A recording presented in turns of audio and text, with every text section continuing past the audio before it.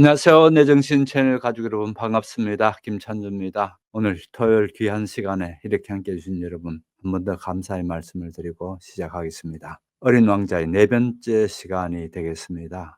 매번 제가 시작하기 전에 이 소설을 읽는데 어떤 도움이 될까 해서 배경 사상이나 배경 지식을 말씀드리는 시간이 있습니다. 오늘도 마찬가지로 낭만주의에 대해서 말씀드리겠습니다. 어린 왕자의 전체적으로 깔려져 있는 사상 중에 하나가 낭만주의적인 생각입니다. 그래서 그거는 낭만주의는 언제 어떻게 태동됐으며 어린 왕자는 어떻게 들어와 있는가라는 부분을 보려고 합니다. 우선 낭만주의는 18세기에 들어와서 이제 태동되기 시작했고요. 낭만주의 이전에 고전주의나 계몽주의를 또 염두에 두셔야 됩니다. 다시 말씀드려서 고전주의와 계몽주의를 두고 비교했을 때에 낭만주의는 이제 '아 이런 특징이 있구나.'라는 게 분명해질 것 같습니다. 특히 인제 고전주의 같은 경우에는 형식이 있었죠. 틀이 있었습니다. 그런 그 형식과 틀에 의해서 어떤 문학이나 이런 문화를 소비하는 층이 한정적이었죠. 거기에 비해서 이제 프랑스 혁명을 통해서 많이 바뀌어집니다. 아시다시피 프랑스 혁명을 통해서 마침내 프랑스에서도 누구나 학교를 다닐 수 있는, 그러니까 배울 수 있는 공교육이 처음으로 이루어집니다. 즉 공교육이 이루어졌다는 얘기는 글자를 특별한 지배계층이나 어떤 성직자나 이런 쪽의 사람들만 글자를 아는 게 아니고 누구나 다 글자를 쓸 줄 알게 됐다, 이 얘기입니다. 그러다 보니 그전에 했던 그 소비층에 비해서 이 문화를 소비하는 층이 확 넓어지게 됐죠. 그런 영향이 또 하나 있고요. 그러다 보면은 여기에서는 과거의 전통이나 과거에 얽매고 있던 규범이든지 이런 것들을 꼭 따르려고 하지 않는 그런 게 나옵니다. 다시 말씀드려서 이제 고전주의라든지 이런 쪽은 상당히 형식이나 또 전통이나 추구하는 그 정신이 매우 도덕적이고 규범적인 어떤 그런 거를 추구한다면은 이제 낭만주의에 오게 되면은 '그런 거를 꼭 해야 되나? 그러지 않다.'라는 생각을 갖게 됩니다. 또 여기에 큰 영향을 미치는 게 산업화입니다. 아시다시피 프랑스 혁명이라는 혁명이 있었다면은 영국에서는 산업혁명이라는 게 있었습니다. 산업혁명으로 인해서 많은 사람들이 도시로 몰려들었고요. 도시에 들어와서 공장에 이런 식으로 몰려들어서 일하게 되면서 인간이 비인간화되어 가는 것을 느끼게 됩니다. 다시 말씀드려서 낭만성이라는 건 어디든지 찾을 수 없고 능률과 기계의 일부분에 해당되는 그런 풍조를 갖게 되는 거죠. 그런 여러 가지가 합해지면서 나타나는 정신이 뭔가 하면은 과거의 이성 중심으로 또 규범 중심으로 그렇게 했던 것들에 대해서 인제는 개인 중심으로 또 감성 중심으로 또 자연 중심으로 이렇게 가게 됩니다. 그렇게 되면서 이제 태동되는 문학 사상이 낭만주의입니다. 이 낭만주의라는 말에서도 보시면 아시겠지만 프랑스어로 소설이라는 뜻입니다. 소설이라는 분야에서 제일 먼저 이 같은 낭만주의 형태가 나왔기 때문에 프랑스의 소설이나 낭만주의나 같은 어원으로 만들어지게 되었습니다. 아무튼 이 소설은 뭐를 많이 강조하는가 하면은 일상에서 또는 우리 삶에서 벌어지고 있는 뭐 이성적이고 규범적이고 도덕적인 것 이거를 얘기하려는 게 아니고 내면에 있는 변화, 내면에 있는 감정들, 내면에 있는 생각들 이런 것들을 쏟아낼 수 있도록 해 주는 겁니다. 그러다 보니까 그 이전의 시대에는 아까도 말씀드렸듯이 이성이라는 게 매우 중요했습니다. 특히 고전주의뿐만 아니라 계몽주의에 들어오게 되면은 모든 거는 이성으로 다 해결될 줄 알았습니다. 그런데 이성이 다 해결해 주는 게 아니고 이성이 결국은 인간성을 빼앗아 가더라는 겁니다. 그래서 이성보다 더 위에 있는 거를 감성이나 요즘 들어가는 갬성이라 그러죠. 갬성. 갬성이나 정서나 그다음에 개인의 상상력이나 또 안 그러면은 개인의 과거에 대한 아름다운 추억이나 이런 것들이 이성보다는 더 중요하게 인제 다뤄지게 되지요. 그러면서 이성이 추구하는 그런 그 계명주의라든지 이런 거에 비해서 오히려 자연을 숭배하게 되고요. 이성을 숭배하는 게 아니고요. 그다음에 이전에는 사회라든지 어떤 단체, 조직 이게 중요했다면은 여기 와서 인제 개인이 중요하게 됩니다. 왜인가 하면 각각의 생각과 각각의 감정은 다 다를 수밖에 없지 않습니까? 그러다 보니까 개인주의가 인제 태동될 수 있도록 그렇게 되어지고요. 그래서 아무튼 여기에서 무엇보다도 중요한 거는요. 순수함, 과거의 추억, 막연한 추억이 아니고 어린이 때 가졌던 그 순수함들 이런 것들을 귀중하게 생각하게 되고요. 그래서 이 소설에서도 보면은 마음으로 보는 것, 눈에 보이지 않는 것 이런 것들에 대한 추구 또 그다음에 어린 왕자가 입고 나온 옷들을 한번 보십시오. 완전히 중세의 기사가 있는 옷들을 입혀져 있죠. 과거에 대한 회상이고 과거에 대한 추억이죠. 그런 것들이 중요한 걸로 인제 태동되기 시작합니다. 그러면은 지금까지 말씀드린 것을 정리하면서 문학에서의 낭만주의의 첫 번째는 감성과 주관성에 대한 강조라는 얘기입니다. 합리적 사고, 객관적인 것에서 가치가 있다고 진리가 있다고 생각한 것이 그 이전에 계몽주의라든지 또 고전주의라든지 이런 쪽에서의 생각이 있다면은 오히려 자발적이고 또 강렬한 개인의 감정에서 진리가 있다. 이렇게 보는 겁니다. 그래서 결국 어린 왕자를 한번 보십시오. 어린 왕자에 나오는 경우가 상당히 감성적인 부분, 그런 부분들로 많이 되어져 있거든요. 이성적이고 앞뒤 다 따져 가지고 요거는 요렇게 돼야 돼라고 얘기하는 것보다는 꼭 동화 같은 형태면서도 말도 안 돼라고 되어지면서 뭔가 또 있는 그런 형태로 되어집니다. 왜 그렇습니까? 감정과 주관성에 기초하는 특징 때문에 그러거든요. 그다음에 두 번째는 상상력과 직관입니다. 그 이전의 시대적인 사조는 아까도 말씀드린 이성이라는 거는 추리할 수 있고 또 그다음에 또다시 검증 가능하고 객관적이고 이런 게 이성이라면은 낭만주의에서 얘기하는 어떤 상상력과 설명은 잘 안 되지만 직관적으로 보니까 '뭐다.'라고 되어지는 부분 있지 않습니까? 정서적인 부분이죠. 이런 부분들 여러분 꽃이 아름다웠다고 논리적으로 막 설명해야 아름답나요? 전혀 논리적으로 그럴 필요가 없지 않습니까? 감정적으로 그냥 느끼면서 '아 장미가 아름다워.' 이렇게 될 수 있는 거지 꼭 과거에처럼 논리적으로 다 얘기돼야 '아 마침내 장미가 아름답구나.' 이렇게 하는 사람은 없다는 겁니다. 그래서 매우 상상적이고 또 직관적인 특징이 있다 이겁니다. 그래서 여기서 보면은 코끼리를 삼킨 보아뱀 얘기라든지 또 어린 왕자가 별과 별 사이를 다니는 어떤 이런 여행하는 형태라든지 상상 속에서 나올 수 있는 그런 형태가 여기에서 그대로 보여지고 있죠. 바로 낭만주의적인 특징 때문에 그렇습니다. 그다음에 세 번째로는 이 낭만주의에서는 개인이라는 게 매우 중요합니다. 핵심입니다. 그전에는 개인보다는 전체가 중요했고 체제가 중요했고 거기에 비해서 이제는 개인에게 주목하게 되는 겁니다. 아무튼 여기에서도 보면은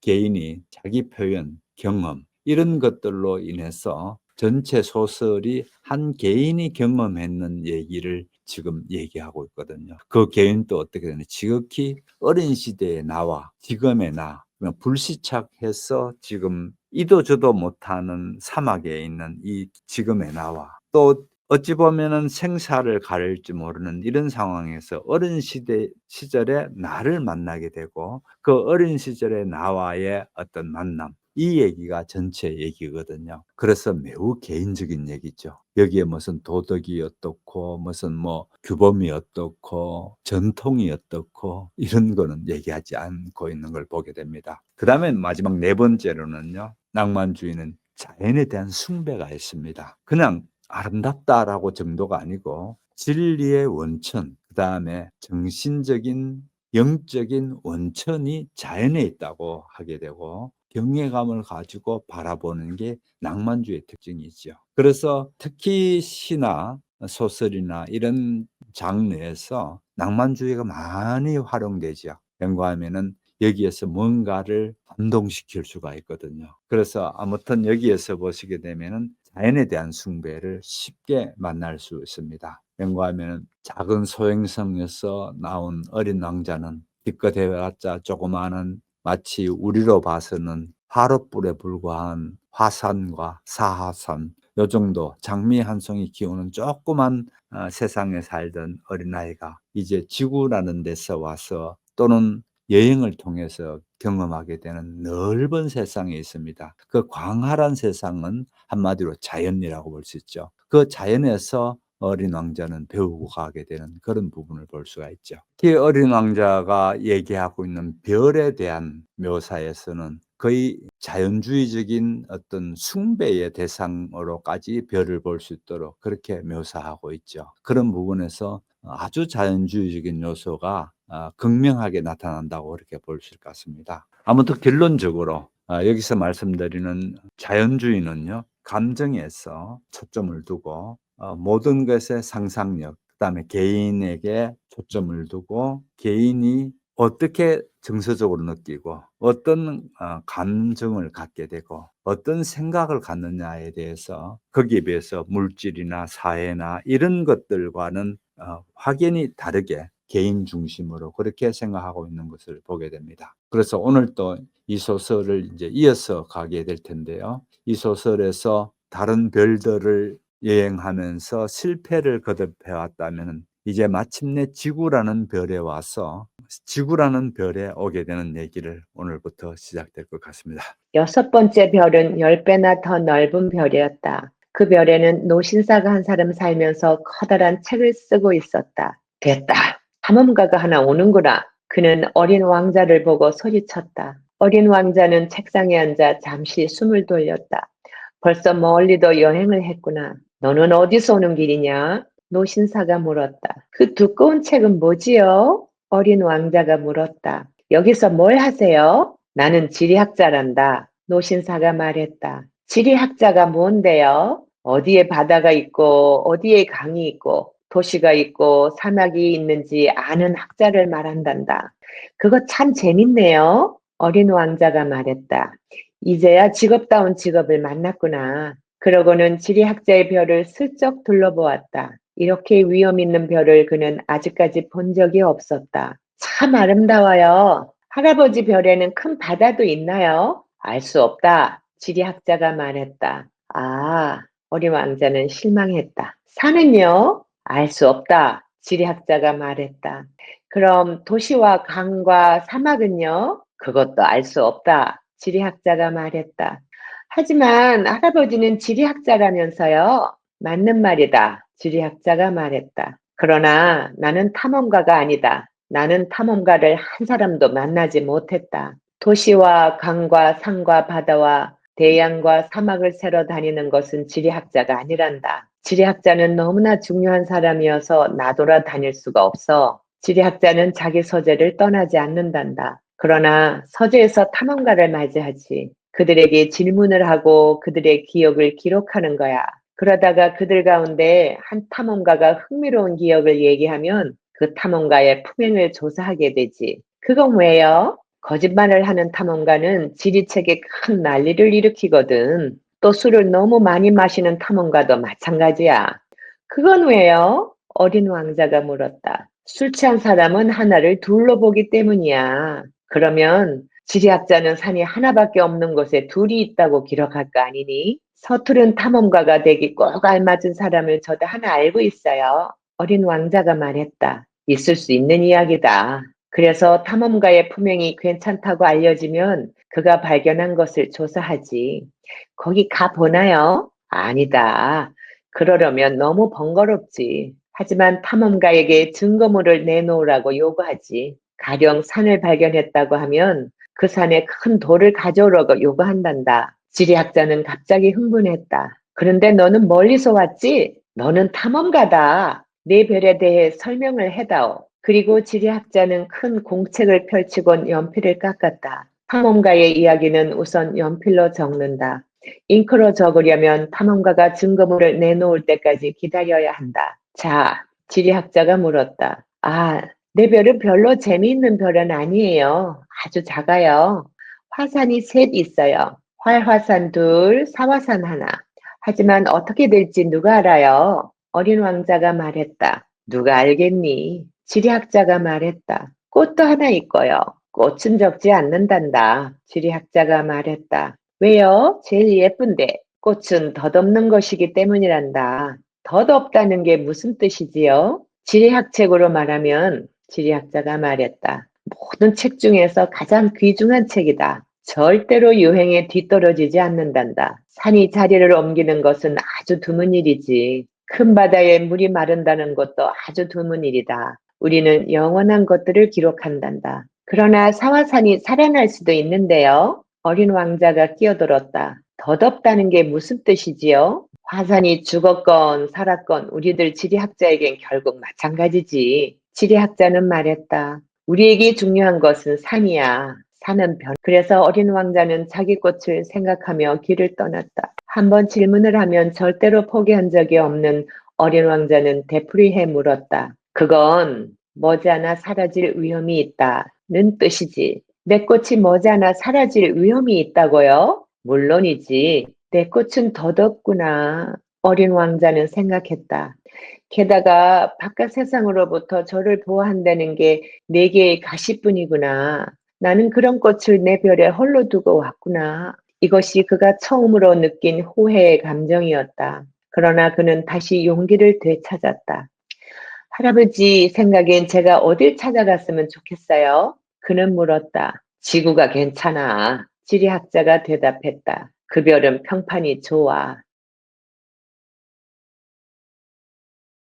여섯 번째 별을 방문한 어린 왕자는 이곳에서 지리학자를 만나게 됩니다. 물론 최종 지리학자가 이 지구별을 소개해 줌으로 인해서 마지막에는 지구별로 가는 걸로 되어집니다만은, 아무튼 이 여섯 번째 지구학자도 어린 왕자께는 참 좀 충격적인 일들이 있습니다. 이 지리학자는 자기 자신의 있는 행성에 대해서는 아무것도 모르고 있고, 탐험가들이 탐험하고 난 뒤에 돌아와서 주는 정보에 의존해서 지도를 만들곤 하는 그런 사람입니다. 그런 어린 왕자의 행성에 대해서 물어보긴 하지만은 어린 왕자가 장미와 화산에 대해서 얘기를 하자 화산, 장미 이런 거는 일시적인 것이라서 우리는 기록할 수 없다 그러면서 관심을 두지 않습니다. 그러면서 이제 마침내 지구라는 좋은 평판이 있는 행성이 있으니까 거기 가봐라 이렇게 하면서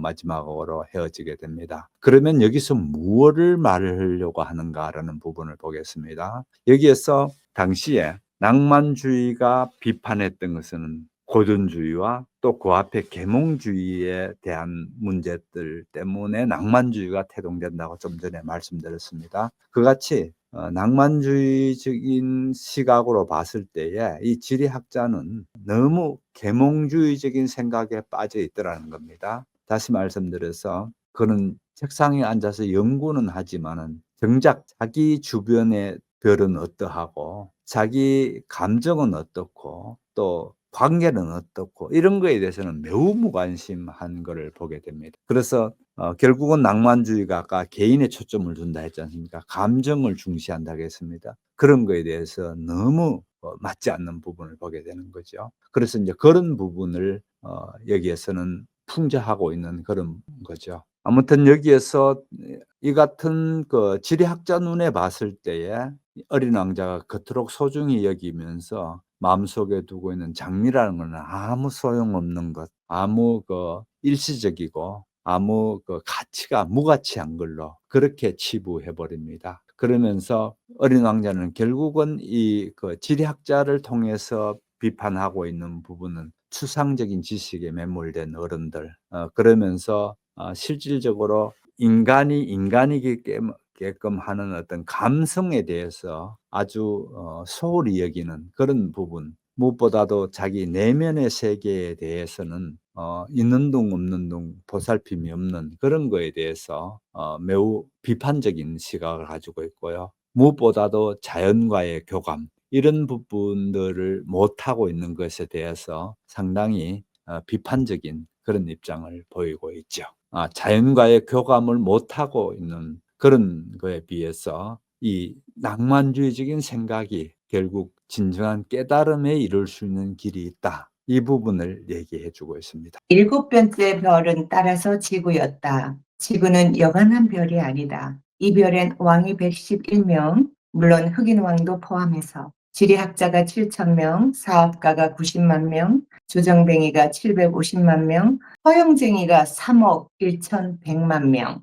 다시 말해서 거의 20억이나 되는 어른들이 살고 있다. 전기가 발명되기 전까지 6대주 전체에 46만 2,511명이나 되는 가로등 켜는 사람들이 정말 붕괴처럼 움직여야 했다는 이야기를 들으면 지구가 얼마나 큰지 여러분들도 짐작할 수 있을 것이다. 좀 멀리서 바라보면 찬란한 구경거리였다. 이 군대들의 움직임은 오페라의 발레단처럼 질서정연했다. 먼저 뉴질랜드와 오스트레일리아에 가로등 켜는 사람들 차례가 온다. 그들은 곧 등에 불을 붙이고 잠을 자러 간다. 그러면 중국과 시베리아에 가로등 켜는 사람들이 춤을 추러 들어온다. 곧 그들도 역시 무대 뒤로 사라진다. 그러면 러시아와 인도에 가로등 켜는 사람들의 차례가 온다.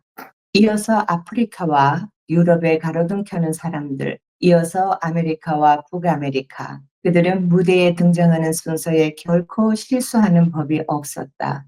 정말 대단했다. 오직 북극에 하나뿐인 가로등 켜는 사람과 남극에 하나뿐인 그의 동업자, 이 두 사람만 한가롭고 태평하게 살았다. 그들은 1년에 2번 일을 하였다. 자, 마침내 어린 왕자는 지구라는 별에 도착하게 됐습니다. 이제부터 완전히 어떤 그 분위기가 이제 바뀌어지게 됐습니다.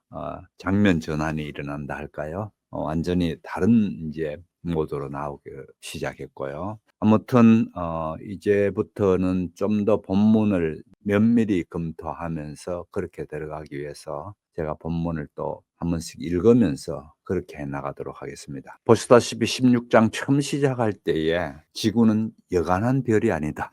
이렇게 시작합니다. 예, 그래서 참 여간한 별이 아니죠. 그런데 그 다음부터 나오는 얘기들이 좀 독특하게 시작합니다. 지구엔 왕이 111명, 왕이 111명이 있다. 이런 숫자에 붙들림 받으면 안 됩니다. 이런 숫자에 주목하기 시작하게 되면 헛짓기 쉽습니다. 그러면은 예를 들어 지리학자 7,000명 언제 헤아려 봤나? 그 다음에 한번 보십시오. 주정뱅이가 750만 명. 그 어느 데이터가 이렇게 어떤 데이터를 이용했길래 도무지 이런 게 나왔는데 허영쟁이가 3억 1,100만 명.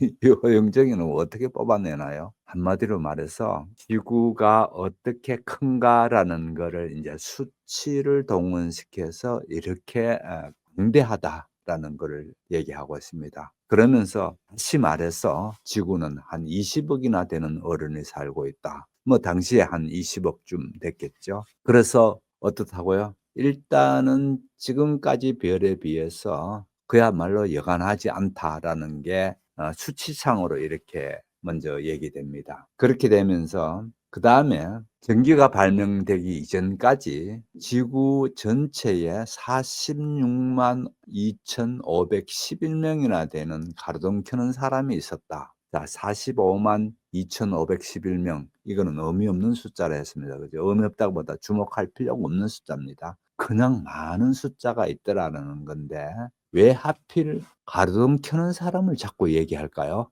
이제 이게 한번 살펴봐야 될 부분입니다.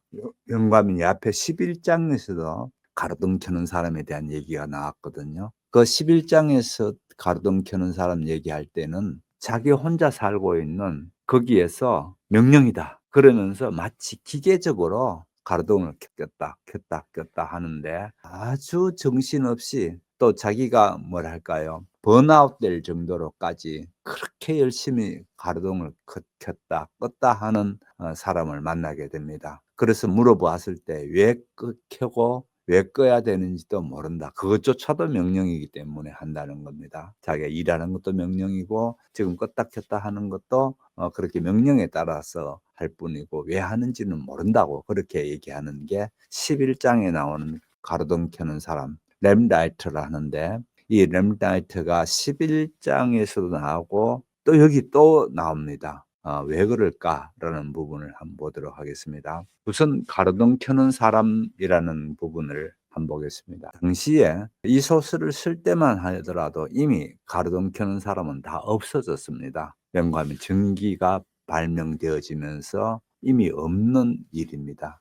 그래서 제가 낭만주의를 얘기할 때에 과거의 추억, 회상 이런 것들이 중요하다, 이제 그 얘기했죠. 그러는데 아무튼 이 가로등 켜는 사람이 등장하는 부분에서 각각의 행성을 다니면서 어린 왕자는 그야말로 실망만 거듭거듭합니다. 왕을 만났을 때도 그러하고 점점 만날 때마다 실망하는데, 그나마 가로등 켜는 사람을 만나면서 생각에 그가 열심히 일하는 부분이라든지 또 가로등을 하나 켜게 되면은 별 하나를 만드는 것 아닌가라는 생각도 하게 됩니다. 그러면서 상당히 좋게 생각하는 부분이 있었고요. 또 그 같은 가로등 켜는 사람이 여기서 또다시 등장합니다. 그래서 가로등 켜는 사람을 살펴보게 되면은요, 이같이 11장에서의 가로등 켜는 사람은 맹목적이고 또 반복적인 일상에 갇혀 사는 현대인을 상징적으로 보여준다고 그렇게 볼 수 있고, 그러나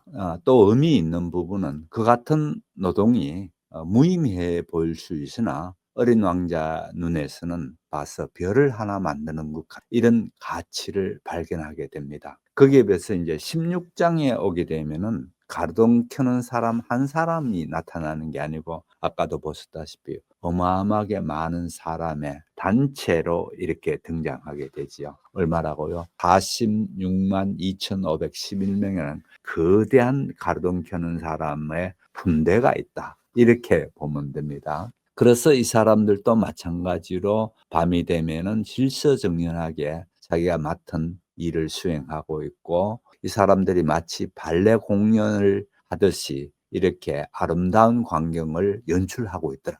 그렇게 보는 겁니다. 그래서 가로등 켜는 사람이 11장에서는 개인을 중심으로 들여다봤고요, 여기서 16장에서는 개인이 아닌 가로등 켜는 사람의 집단으로서의 의미가 어떤 의미가 있는가라는 부분이다. 즉 가로등 켜는 사람은 16장에 오게 되면 집단으로서 공동체를 묵묵히 밝혀주고 공동체를 위해서 자기 역할을 수행하는 그런 사람으로 등장하게 됩니다. 그래서 세상을 아름답게 하는 사람들, 세상을 빛나게 하는 사람들, 그 사람들을 비유적으로 이제 16장에서 가로등 켜는 사람을 얘기하고 있거든요. 즉 왕이나 사업가나 자기 중심적인 세계에 갇혀 있는 사람이 아니고, 이 사람들은 오히려 이 세계를 갇히는 게 아니고 밝혀주는 사람들로서 가로등 켜는 사람들이라는 거죠. 그랬을 때 가로등 켜는 사람들의 그 성실한 일의 의미는 상당히 의미가 있지 않느냐라는 겁니다. 11장이든 16장이든지 관계없이 다 중요한 부분은 사소한 일에 최선을 다하는 평범한 많은 사람들을 얘기하고 있습니다. 이게 이제 매우 중요한 부분입니다. 역시 생텍쥐페리가 뛰어난 부분은 이런 부분입니다. 매일 반복되고 아무것도 의미 없이 보이는 일에서 거기에서 큰 가치를 발견하고 의미 부여를 하는 그런 부분에서 생텍쥐페리는 정말 뛰어난 부분이다라는 생각이 듭니다. 그 사람들은 별로 생각 없이 할지 모르지만 그 사람들이야말로 늘 일상적이고 또 자기네들이 일할 때는 무가치하게 보이는 거지만은 이게 얼마나 값진 일인가라는 부분으로 가로등 켜는 사람들이 등장하고 있습니다. 그래서 자기 자신이 그 일을 실행할 때에는 아주 의미도 없고 또 무가치한 그런 걸로 느낄지 모르지만, 실제 여럿 46만 명이라는 46만 명의 엄청난 가로등 켜는 사람들이 모여서 이루어내는 장관이라는 거는요, 대단하다는 겁니다. 그래서 이 얘기를 합니다. 좀 멀리서 바라보면 찬란한 구경거리다. 이 얘기를 합니다. 왜 그런가 하면은 먼저 뉴질랜드와 오스트레일리아에서 가로등 켜는 사람들이 차례가 오면은 그들이 불 켜고 곧 이어서 그들이 또 불을 끄고 자러 갈 때에는 그다음에 중국에서 또 시베리아에서 가로등 켜는 사람들이 나타나서 또 그 임무를 수행하고 러시아, 인도 이런 식으로 결국은 지구가 자전하는 그거에 따라서 가로등 켜는 사람들은 등장해서 어둠을 쫓아내고 있더라. 이 얘기입니다. 이 사람들이 결국은 빛을 밝히더라. 이 얘기입니다. 재치를 부리려다 보면 좀 거짓말을 하게 되는 수가 있다. 여러분들에게 가로등 켜는 사람들의 얘기를 하면서도 내가 아주 정직했던 것은 아니다. 우리 별을 잘 모르는 사람들이 이 별에 대해 그릇된 생각을 가지게 될까봐 걱정이다. 지구에서 사람들이 차지하는 자리는 아주 작다. 지구에 사는 20억의 주민이 무슨 모임에서처럼 좀 좁혀서기만 하면 바로 20마일, 세로 20마일의 광장 하나에 어렵지 않게 들어설 수 있을 것이다. 태평양의 가장 작은 섬 하나에 전 인류를 몰아넣을 수도 있으리라. 물론 어른들은 이 말을 믿지 않을 것이다. 그들은 자기들이 넓은 자리를 차지하고 있다고 생각한다. 자기들이 바오바브 나무처럼 커다랗다고 생각한다. 그러니 그들에게 계산을 좀 해보라고 하는 게 좋겠다. 숫자를 존경하는 사람들이니 그냥 기뻐할 것이다. 그렇다고 여러분들까지 그 지루한 일에 시간을 허비할 것은 없다. 그럴 필요가 없다. 내 말을 믿으라. 어린 왕자는 일단 지구에 내려섰는데 도저히 사람이 하나도 보이지 않아 깜짝 놀랐다. 혹시 별을 잘못 찾아온 게 아닌가 벌써 걱정하고 있는데 달빛의 고리가 모래 속에서 꿈틀거렸다. 안녕? 어린 왕자는 혹시나 하고 말했다. 안녕? 뱀이 말했다. 내가 지금 어느 별에 떨어졌지? 어린 왕자가 물었다. 지구야, 아프리카야. 뱀이 대답했다. 아, 그럼 지구엔 사람이 아무도 없니? 여긴 사막이야. 사막에는 아무도 없지. 지구는 크단다. 뱀이 말했다. 어린 왕자는 돌 위에 앉아 눈을 들어 하늘을 바라보았다. 나는 지금 그가 말했다. 사람들이 어느 날 저마다 자기 별을 다시 찾을 수 있게 하려고 저렇게 별들이 반짝이는 것은 아닐까 하는 생각이 들어. 내 별을 봐. 바로 우리 머리 위에 있어. 하지만 얼마나 먼 곳인데 아름답구나. 뱀이 말했다. 여기 뭐하러 왔니? 어느 꽃하고 말썽이 났어. 어린 왕자가 말했다. 아, 뱀이 말했다. 그리고 그들은 말이 없었다. 사람들은 어디 있니? 마침내 어린 왕자가 다시 입을 열었다. 사막은 좀 외롭구나. 사람이 사는 것도 역시 외롭지. 뱀이 말했다. 어린 왕자는 오랫동안 뱀을 바라보았다. 너는 이상한 짐승이구나. 마침내 그가 말했다. 손가락이 가느다랗고. 하지만 난 왕의 손가락보다도 더 힘이 세지. 뱀이 말했다. 어린 왕자는 빙긋이 웃으며 말했다. 내가 힘이 세다니 발도 없는데 유행도 할 수 없고 나는 너를 배보다 더 멀리 데려갈 수 있어. 뱀이 말했다. 그는 마치 금팔찌처럼 어린 왕자의 발목을 휘감았다. 누구든지 내가 건드리기만 하면 자기가 태어난 땅으로 되돌아가지. 그가 다시 말했다. 그러나 넌 순수하고 또 별에서 왔으니까. 어린 왕자는 아무 대답도 하지 않았다. 너를 보니 애처롭구나. 이 화강암의 지구 위에서 너처럼 약한 애를 보니 어느 날 네 별이 너무 그립거든. 내가 널 도와줄 수 있어. 내가 해줄 수... 오, 잘 알았어. 어린 왕자가 말했다. 그런데 너는 왜 늘 수수께끼로 말을 하니? 나는 그걸 모두 풀지. 뱀이 말했다. 그리고 그들은 말이 없었다. 자, 여기 본문을 보시게 되면은 어린 왕자는 일단 지구에 내렸었는데 도무지 사람이 하나도 보이지 않아 깜짝 놀랐다. 혹시 잘못 온 게 아닌가라는 생각도 합니다. 그때에 모래 속에서 뭔가가 꿈틀거리는 고리가 있는 것처럼 보였다는 겁니다. 봤더니만은 뱀이었다. 내가 지금 어느 별에 떨어졌지? 라고 뱀에게 물어봅니다. 그렇게 했더니만은 지구야, 여긴 아프리카야. 그렇게 얘기나. 아, 그럼 지구에는 사람이 없구나. 그렇게 했더니만 여긴 사막이야. 사막에는 아무도 없지. 그러나 지구는 아주 크단다. 그런 얘기를 해줍니다. 어린 왕자는 돌 위에 앉아 눈을 들어 하늘을 바라보았다. 나는 지금 사람들이 어느 날 저마다 자기 별을 다시 찾을 수 있게 하려고 저렇게 별들이 반짝거리는 것은 아닐까 하는 생각이 들어. 자, 여기서부터 이제 별에 대한 얘기가 아주 자주 등장하고 의미 있게 등장합니다. 그래서 별에 대한 얘기 이제 마침내 등장하는구나라는 생각을 해보시면 좋겠습니다. 그 전에 왜 처음에 지구에 와서 만나는 게 뱀일까라는 부분을 좀 설명드리겠습니다. 자, 어린 왕자를 만나는 첫 번째 그 의미는 아주 새로운 행성에 왔다. 그래서 이제부터 이야기의 전환이 확 일어나고 있다라는 부분을 또 뱀을 등장시켜서 이제 새로운 분위기를 암시해 주고 있습니다.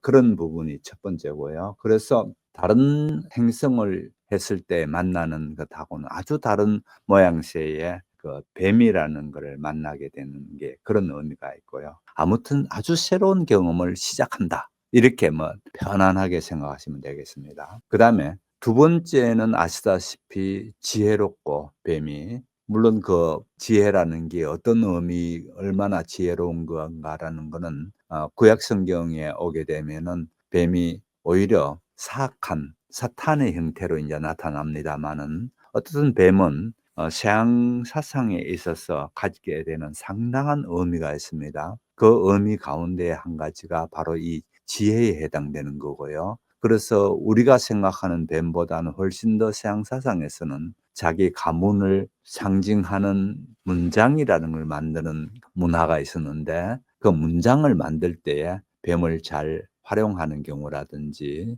또 뱀이 보게 되면은 길쭉하게 되어 있어서 이 대가리 부분과 꼬리 부분을 서로 이렇게 맞물고 있는 모양을 이렇게 그림에 그려 놓는 경우가 있습니다. 둥그렇게 완전히 원 형태로 되어지죠. 뭡니까? 순환을 의미하면서 또 이 순환이 어떤 의미가 무의미한 순환이 아니고요. 뭔가를 보호해 주고 뭔가를 상징해 준다 할까요? 그런 의미가 있죠. 또는 영생을 얘기하고 있고요. 그래서 이제 뱀이 나오는데요. 역시 뱀은 신비롭고 지혜로운 얘기를 해줍니다. 두 번째 얘기입니다. 두 번째에 여기 사람이 이렇게 했고 뭐 그렇게 여기는 아프리카야. 이제 이런 얘기를 해주면서 아프리카는 사람이 살지 않아. 그런 얘기를 하는데 어린 왕자는 뱀에게 쓸쓸하다는 얘기를 하게 되니까 뱀은 어린 왕자에게 이런 얘기를 해줍니다. 사람 사는 곳도 사람이 많은 곳도 쓸쓸하기는 마찬가지야. 이렇게 얘기를 해줍니다. 참 의미 있는 얘기죠. 또 이 소설의 핵심 중에 하나가 실존 철학이라 했습니다. 그죠? 실존 철학에서의 또 중요한 주제 중에 하나가 고독이라고 했습니다. 이 고독을 근본적으로 이제 제기해 주고 있죠. 뱀이 고독이라는 부분을 근본적으로 제기해 주는데 사람이 많이 있더라도 쓸쓸하기는 마찬가지야. 이 지혜로운 얘기를 해 줍니다. 그다음에 세 번째의 얘기는 뱀은 모양은 그렇게 가날프고 손가락처럼 이렇게 얘기했죠. 손가락처럼 생겼. 어린 왕자는 그렇게 말했는데 뱀은 나를 건드는 자는 누구든지 그가 태어난 흙으로 돌려보낼 수 있다. 참 멋진 얘기죠. 또 무서운 얘기죠. 그렇잖아요. 나를 건드는 자들은 누구든지 태어난 곳으로 보내준다. 다시 말해서 흙으로 죽여준다는 얘기죠. 네. 그러면서 아까도 말씀드렸다시피 뱀이 대가리와 꼬리를 맞물고 있는 둥그랗게 된 뱀에서 영원이라는 걸 보게 되죠. 쭉 이렇게 돌게 되는 영원이라는 걸 보게 되는데 뱀은 사람들 자기를 건드는 사람을 이렇게 물게 되면은 흙으로 원래 자리로 되돌아준다. 그렇게 하는 힘이 본질적으로 내게 있다. 이런 얘기를 하는데 이건 역시도 이 소설의 마지막 부분이 어떻게 될 건가라는 부분에서 암시를 해주고 있습니다. 그러니 어린 왕자가 이 지구에 이제 막 내렸죠. 막 내려가지고 첫 만남이 뱀으로 시작된다면은 끝날 때에 이 뱀으로 끝날 거다라는 부분을 또 예시해주고 있는 부분. 그래서 이 같은 거 예시라기보다 이 같은 복선을 미리 깔아주는 부분이 뱀이 감당하고 있는 역할이라고 그렇게 생각되어집니다. 그 다음에 뱀이 또 여기서 암시하려고 하는 것은 순수성을 암시하고 있습니다. 아무튼 어린 왕자는 다른 별에서 왔기 때문에 당연히 순진하고 정직하며 그런 순수성을 갖고 있습니다마는 거기에 비해서 이 뱀은 이 땅에 있으면서 어린 왕자의 순수성을 금방 한눈에 파악하는 거죠. 그래서 다른 행성들을 방문할 때 6번째까지 행성을 방문할 때는 다 실패였다 할까요? 어떤 의미가 없는 그런 행성 방문이었다면 이제 지구별이라는 이 7번째 별에서는 이 순진한 어린 왕자가 와서 상당히 중요한 여정이 될 거라는 것을 또 뱀을 통해서 암시해 준다고 또 볼 수 있습니다. 그래서 이 뱀이 뭘 상징하고 있는지라는 부분에서 무엇을 암시하고 있는지 그런 부분에 상당한 암시가 있죠. 특히 이 마지막 부분의 순수, 순진 이 부분이 매우 중요한 이 책의 또 키워드 중에 하나인데요. 마찬가지로 어린 왕자를 바라다 본 뱀의 핵심은 어디서 나타나는가 하면은 내가 그렇게 사람들을 바로 보낼 수 있는 그런 강력한 힘을 갖고 있지만은 그 힘을 너에게는 쓰지 않겠다. 이 얘기를 해줍니다. 예, 그래서 바로 어린 왕자를 꿰뚫고 본 뱀은 그같이 너에게는 내가 그렇게 무서운 존재가 아니야라는 얘기를 해주면서 우리가 여기서 볼 수 있는 게 뭡니까? 제가 늘 하는 얘기죠. 순수가 힘이다. 예, 그 얘기입니다. 제가 지난번에 백석 시인의 나와 나타사와 힘당나기 할 때에 그 얘기했습니다. 전체적인 이미지가 순백의 이미지가 있다면은 이 순백은 뭘 상징하려고 했는가 하니 순수성. 이 같은 그 순수성을 추구하는 게 이 백석 시의 특성이다. 이 얘기를 했는데 당시에 이 같은 순수성은 그 여러 가지 모든 상황들, 악조건이었죠. 나라 뺏긴 상황이라든지 그 자기가 보잘것없는 처지, 가난한 시인이라 했지 않습니까? 가난한 시인이고 또 시대는 밤이었습니다. 이런 것들을 다 뛰어넘는 게 뭘로 뛰어넘는가 하니 이 흰색이라는 걸 가지고 뛰어넘고 있죠. 여기서도 보시게 되면은 뱀이 곧바로 이 어린 왕자를 보고 난 뒤에 바로 순수성을 인정하게 되고 또 어린 왕자를 대하는 태도에서 보게 되면은 오히려 내가 강한 힘을 갖고 있지만은 나는 너를 해하지 않을 거다. 그렇게 하는 것을 보게 됩니다. 그래서 우리가 또다시 오늘 이 부분에서 강조하는 부분은 이겁니다. 순수성만큼 힘 있는 게 없다. 짠머리 잘 굴리고 눈알 반질반질한 게 최고인 것 같은데 그건 우리가 아주 잘못된 쪽으로 발달되어진 이 같은 천박한 자본주의 사회에 살다 보니까 이렇게 됐는데요. 사실은 그게 아니고요. 그거는 힘이 없습니다. 거기에 비해서 오히려 이같이 천박한 사회에 살면 살수록 순수성을 잘 유지하게 됐을 때에 우리는 남다른 또 깊이 있는 인생을 살 수 있는 그런 사람들이 되겠죠. 그래서 성경에서도 너희는 뱀같이 지혜롭고 비둘기같이 뭐 하라고요? 그거 하라 그랬죠. 순진이라는 게 뭡니까? 순수하라는 거죠. 그래서 순수가 그렇게 힘이 있는 겁니다. 자, 여기 17장에서 여러분이 보셨을 때에 어떤 상징들을 보셨나요? 여러 가지 상징들이 있을 수 있는데 그래서 이 상징들을 정리해 놓은 게 있습니다. 제가 구글이 만든 AI죠. 제미나이한테 물어서 준비한 게 있습니다. 한번 같이 보시죠. 우선 상징의 17장에서의 상징 이렇게 하면서 표 1 이렇게 나왔습니다. 상징의 뱀의 상징은 무엇을 상징하고 있는가라고 했고 그 다음에 한번 제가 읽어볼게요. 뱀은 죽음을 상징하고 있고 그 관련 내용은 내가 만지는 자는 누구든지 그가 태어난 흙으로 돌려보내주지 라는 부분이라고 했습니다. 그 다음에 뱀은 또 초월, 기환 뭐 이런 걸 의미한다는 겁니다. 나는 너를 어떤 배보다도 멀리 데려다 줄 수 있지 이렇게 됐고요. 또 뱀이 상징하는 바는 지혜, 수수께끼. 수수께끼는 내가 모두 풀 수 있어. 이렇게 말하는 부분에서 볼 수 있다는 거고요. 그 다음에 이 배경이 되고 있는 사막.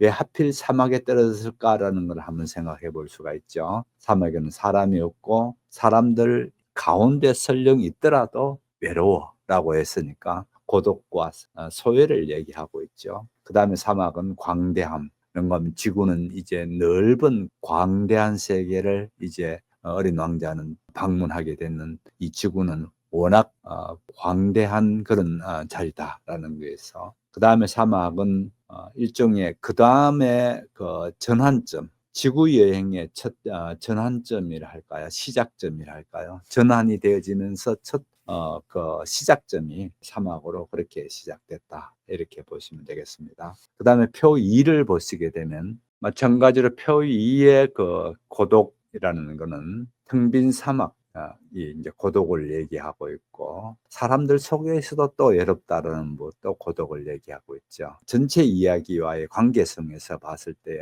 제가 늘 말씀드렸다시피 실존주의 철학의 핵심 키워드 중에 하나가 고독이라 했습니다. 그죠? 그 같은 그 고독과 또 그다음에 이 소설을 전체를 관통하는 주제와의 관계되는 게 고독이고요. 그다음에 순수함과 경험이라고 했는데 무엇보다도 어린아이의 그 순수한 시선 그거에 비해서 어른들의 세상은 얼마나 혼탁한가라는 부분을 어린아이의 시선으로 어른을 보면서 어른을 뭐랄까 비판한다 할까요? 통제하고 있는 부분이죠. 그래서 순수한 어린아이와 수수께끼 같은 뱀을 만나는 그 순수함과 경험을 만나는 자리다. 이렇게 했습니다. 그 다음에 이제 중요한 부분인데요. 죽음과 귀환을 암시하고 있다. 이 얘기입니다. 뱀이 태어난 흙으로 돌려 보내주는 능력을 얘기하고 있습니다. 그래서 이제 마지막에 가서는 지구에서 이 어린 왕자가 떠날 때에는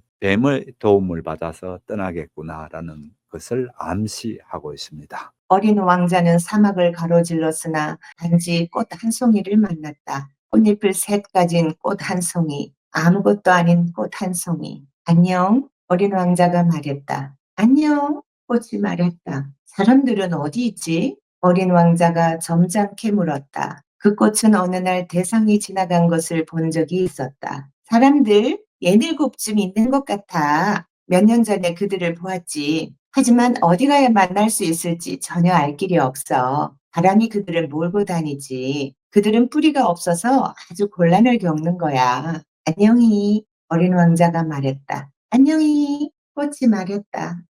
네, 여기 18장에 이제 들어왔습니다. 어린 왕자는 사막을 가로질러서나 단지 꽃 한 송이를 만났다. 꽃잎을 셋 가진 꽃 한 송이, 아무것도 아닌 꽃 한 송이. 자, 여기서 아무것도 아닌 꽃 한 송이. 한마디로 보잘것없는 꽃이죠. 이 보잘것없는 꽃을 만나는 것을 이제 지금 얘기하고 있습니다.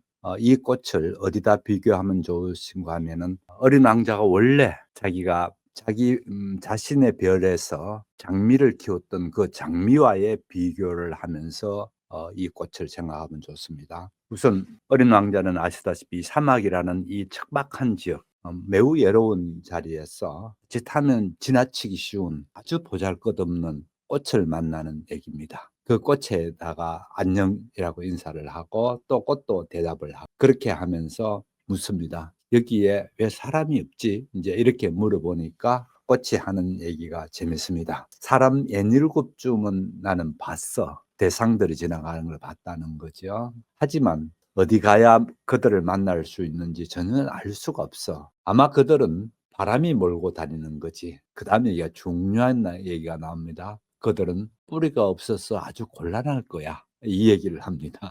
인간을 본 보잘것없는 이름 모를 꽃입니다. 이름도 없고 여기 단지 아무것도 아닌 꽃이라고 그렇게 되어져 있습니다. 참 아무것도 아닌 꽃이 인간을 두고 뭐라고 하나요? 아마 바람이 몰고 오는 것 같고 걔들은 뿌리가 없어가지고 매우 곤란할 거야. 이 얘기가 꽃이 본 인간에 대한 생각입니다. 자, 아주 짤막하게 그렇게 되어져 있는 18장인데 이 장을 통해서 아주 짤막한 장이긴 한데 참 많은 걸 생각하게 해주는 그런 장입니다. 어떤 부분이 있는지 한번 살펴보겠습니다. 첫 번째 여기에 이름 모를 꽃, 꽃잎이 3개밖에 없는 그런 보잘것없는 꽃과 아주 그 화려한 장미라는 것하고는 너무나 비교되지요. 그런데 두고 온 그 장미는 어땠습니까? 끊임없는 보살핌을 요구하고 관심을 갖게 만들고 또 뚜껑을 씌워달라, 뭘 해달라, 관리를 요구하고 이렇게 까다로운 거에 비해서 지금 여기에 꽃은 어떻습니까? 비록 모양은 그럴지 모르지만은 전혀 다른 모습이 보이죠. 스스로 그렇게 존재하게 되고 또 그다음에 뭘 요구를 하지 않습니다. 뭘 요구도 하지 않고 또 말없이 자기 자리에서 그냥 자기 자리에서 꽃을 누가 봐주든 안 주든 피워주면서 존재를 과시하고 있죠. 다시 말씀드려서 두고 온 장미 같은 경우는 어떻습니까? 끊임없이 뭔가가 요구하고 관리되고 뭐 이렇게 해야 되는 건 여기는 스스로가 되어지고 관리도 필요 없고 또 거기에다가 누가 봐주든 안 봐주든 스스로를 이렇게 꽃 피웠다가 지금 이렇게 만나게 되는 부분을 보죠. 그래서 여기에서 중요한 얘기들이 나옵니다. 사람들은 바람이 몰고 오는 것 같고 사람은 뿌리가 없어. 그래서 곤란할 거야. 라고 한 게 매우 꽃이 인간을 본 어떻게 보면 단편입니다. 어떻게 보면 편견일 수도 있습니다. 그러나 이 편견 속에 분명히 우리께 뭔가를 쿡 찌르고 도르는 부분을 보게 됩니다. 뿌리 없다는 것. 우리의 원래적인 불안과 우리가 원래 이렇게 외로워하고 이러는 것들이 어디서 오나요? 뿌리 없음에서 있다고 보는 거죠. 그 뿌리 없음이 결국은 곤란으로 이렇게 표기가 됐습니다마는 뿌리 없음이 곤란으로 되어져서 꽃이 우리 인간을 봤을 때 저들의 곤란은 뿌리 없음에서 비롯된다. 다시 말씀드려서 아주 근본적인 문제를 들고 나오는 거지. 얼마나 많이 가졌느냐, 어떤 지위를 가졌나, 무엇을 많이 배웠느냐, 이게 중요하지 않고 뭐가 중요하다고요? 자기 내면의 뿌리, 내면에 그냥 내면에 갖고 있는 정도가 아니고 자기를 올곧게 세워낼 수 있는, 지탱해 줄 수 있는 그런 뿌리가 없는 것에서 모든 문제의 출발은 거기에 있다고 보는 겁니다. 상당히 깊이가 있죠. 어떻습니까? 그래서 아무튼 여기에 이름 없는 꽃이었지만은 이 꽃을 통해서 이 18장에서는 상당한 울림을 주고 있습니다.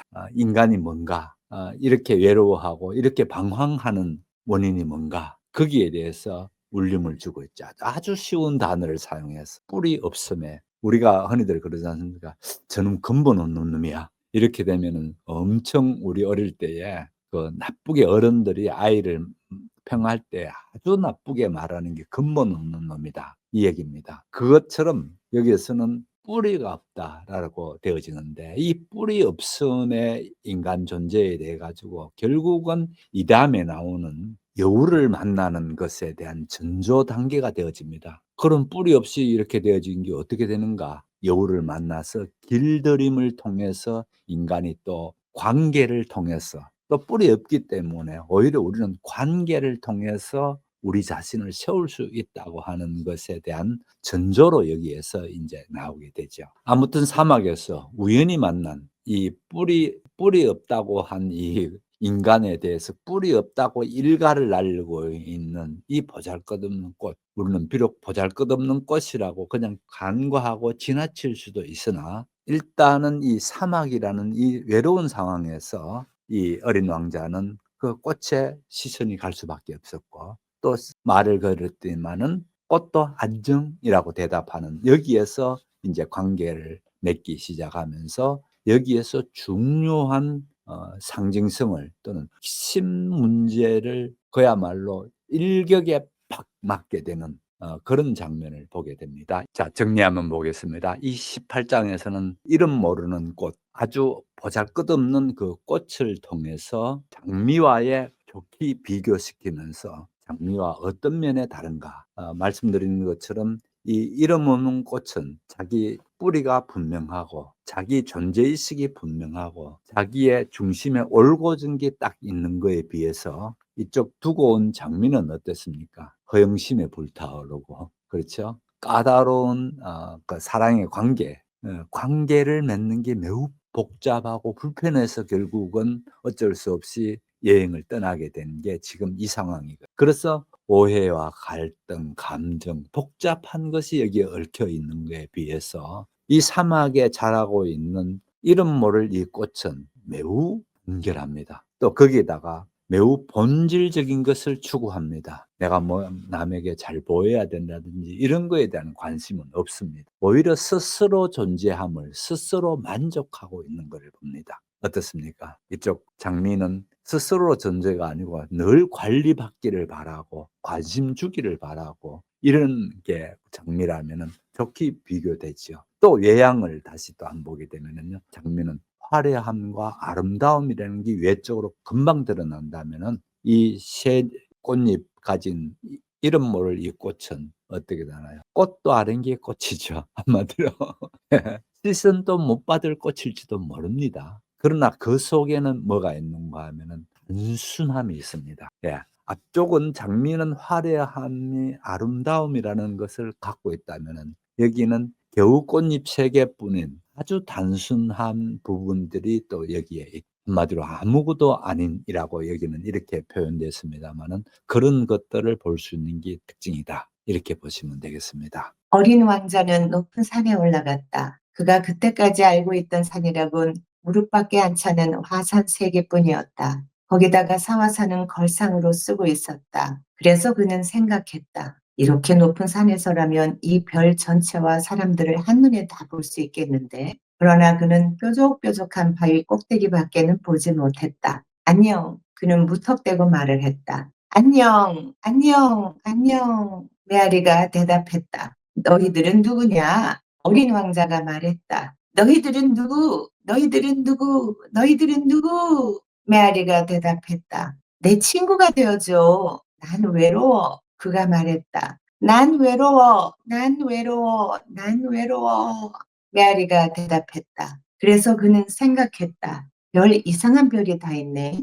아주 메마르고 아주 날카롭고 아주 각박한 별이야. 게다가 사람들은 상상력이 없어. 말을 해주면 그 말을 되풀이하고 내 별엔 꽃이 한 송이 있었지. 그 꽃은 언제나 먼저 말을 걸었는데 자, 이제 19장에 들어왔습니다. 19장도 아주 짤막한 장입니다. 아주 짤막한데 만만치 않은 또 무게가 있는 그런 장입니다. 19장에서는 메아리를 만나게 되지요. 산을 보고 어린 왕자는 자그마한 그 화산 정도의 산이 다였고 그야말로 우리 쪽에서 봤을 때는 그냥 화롯불 정도의 산이 활화산이었고 또 깔고 앉는 게 사하산이었고 의자 대신에 서는 게요. 그렇게 작은 산이었다면은 어린 왕자가 봤을 때에 만난 이 산은 너무너무 큽니다. 너무너무 큰데 중요한 게 있습니다. 이 산을 만나서 이렇게 바위로만 되어진 바위산이었는데 황량하기 그지없었다라는 부분이고 사람은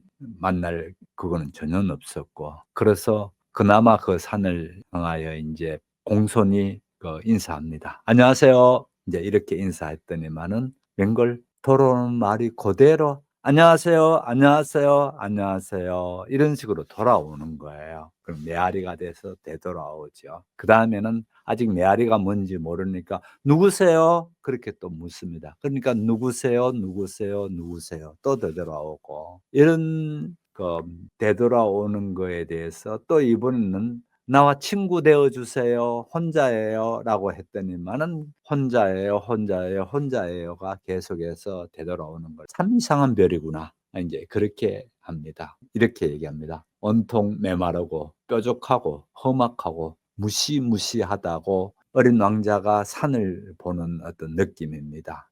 그렇게 하고 있는데 무엇보다도 중요한 것은 여기에 극심한 소외를 보게 됩니다. 어떻게 좀 뭘 말을 해보려고 했더니만은 그 말이 돌아오기는 돌아왔는데 어떻게 되나요? 실망스럽게 짝이 없이 자기가 하는 말이 그대로 되돌아오겠죠. 그러면 이 메아리는 무엇을 의미하는가? 첫 번째 이 메아리는 우리가 흔히 아시다시피 상대편의 말이 그대로 여묵에 듣지 않고 그대로 반복하는 경우 그러니까 겉으로 허투루 듣고 겉으로 피상적으로 얘기하는 그런 깊이 없는 인간관계를 지칭하고 있죠. 그렇지 않습니까? 겉도는 인간관계를 이렇게 상징하고 있다는 겁니다. 그래서 말이 그냥 아무런 의미 없는 말이 이렇게 되돌아오면서 결국은 관계에 교류가 일어나지 않고 감정적인 게 전달이 되지 않는 그런 걸로 그대로 보여지고 있습니다. 두 번째는 메아리는 여전히 고립과 그다음에 고독을 얘기하고 있습니다. 산에서 삐쭉삐쭉한 그 높은 산을 보면서 그 산을 해서 소리 질렀더니만은 돌아오는 거는 무의미한 그런 소리만 되돌아오니까 더더욱 고독을 느끼게 되겠죠. 그다음에 더욱더 그 산 가운데에 고립된 자신을 보게 되겠죠. 이래서 그야말로 텅 빈 지구, 첫 번째는 사막에 왔다가 이제는 두 번째에 그야말로 바위산이죠. 그냥 산도 아니고요. 바위산에서의 그 느끼는 소외감, 소통의 부재 이런 것에서 더 극명하게 이제 드러나게 되죠. 그다음에 세 번째의 메아리는 아까 피상적이고 겉도는 것에 대한 얘기했습니다마는 같은 얘기입니다마는 인간관계가 제대로 소통이 일어나지 못하고 맺어지지 못하는 그거를 봅니다. 왜 그런가 하면은 자신의 별에 있을 때에는 장미가 먼저 말을 걸어왔거든요. 장미가 이런저런 얘기를 해서 소통했거든요. 근데 여기는 전혀 그런 소통이 안 일어나더라는 겁니다. 그다음에 네 번째는 이 메아리가 되돌아온다라는 건 자기 반영이죠. 그 목소리가 되돌아오게 되니까 자기 반영인데 이 자기 반영이 어떻습니까? 뭔가 생각이 있는 자기 반영이 아니고 무미건조한 반영. 예. 우리가 역사는 반성과 성찰했을 때에 이 성찰은 어떻습니까? 상당히 의미가 있습니다. 그 속에서. 그런데 여기는 건조한 아무 의미 없는 것들이 이렇게 피드백으로 들어온다는 겁니다. 피드백이 제대로 일어나지 않는다는 얘기죠, 한마디로. 그래서 결국은 이 같은 메아리를 통해서 어린 왕자는 지구에서 인간과의 소통에 크게 좌절을 맛보게 되고 더욱더 인간과 그 관계 맺음에 대해서 갈망하게 되는 그런 얘기가 되죠. 아무튼 여기서도 여전히 어린 왕자는 소통의 실패를 맛보게 되고 또 인간에 대한 무엇보다도 갈망이 어떻게 하든지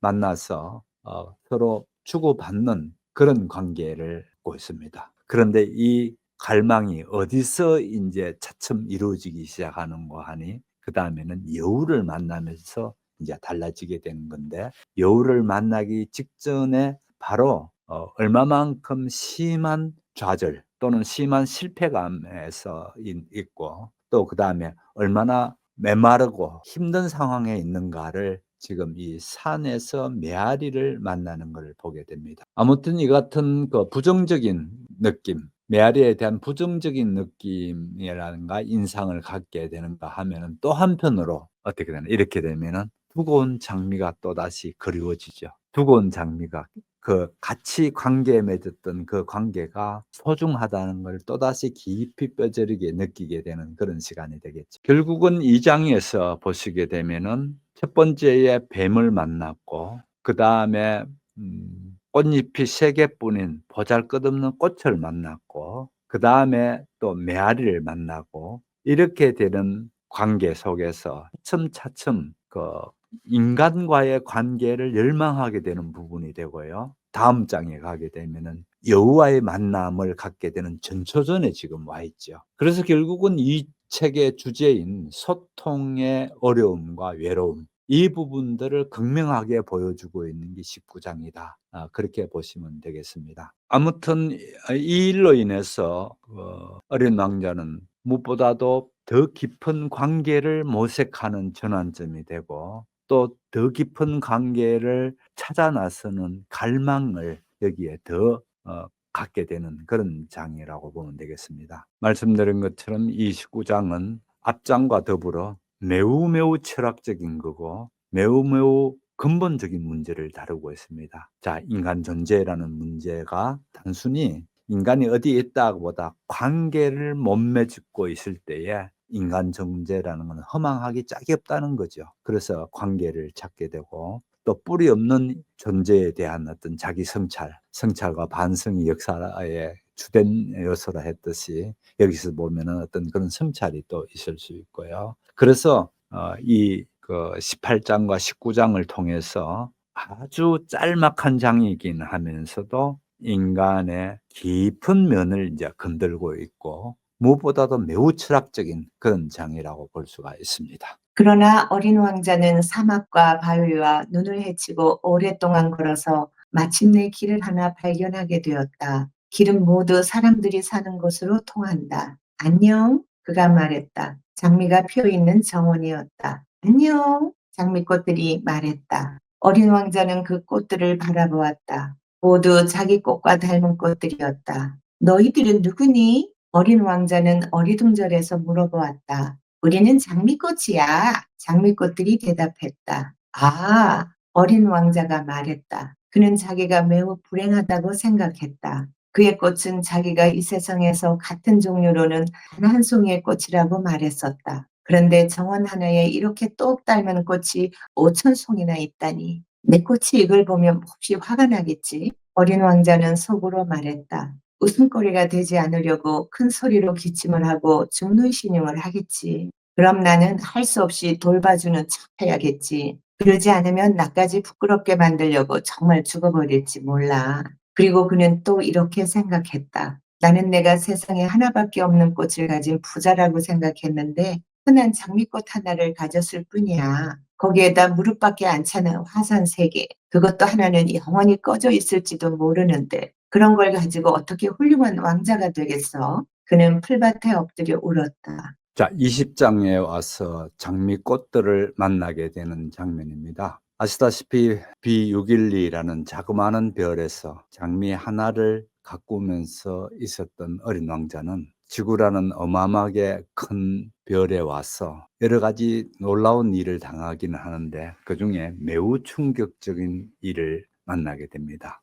이유는 자기는 그 유일한 장미 단 한 송이뿐이었으니까 세상에는 유일한 장미 그것 하나뿐인 줄 알았습니다. 여기 정원에서 보게 되는 장미는 자그마치 5,000송이가 넘는 그런 장미가 피어 있는 것에서 소스라치게 놀랍니다. 그 같은 큰 자기가 그렇게 애지중지하고 단 하나뿐이라고 믿었던 장미가 여기에는 이렇게 허드러지게 많이 있다는 사실에 큰 충격과 또 슬픔에 빠지게 되죠. 연구하면은 자기 장미는 갑자기 평범하고 여러 것 중에 하나라고 되어버렸다는 겁니다. 그래서 그같이 그 평범한 것으로 낯떨어지는 그런 거에서 그 유일함이라는 것을 이제 생각하게 됩니다. 아무튼 이 유일함이라는 생각에 빠지게 되는데 이 얘기는 이 다음 장에서 여우를 만나는 데 있어서 매우 중요한 앞부분입니다. 아무튼 이같이 깊은 실망감 또 자기 연민에 빠지게 되죠. 어리석게도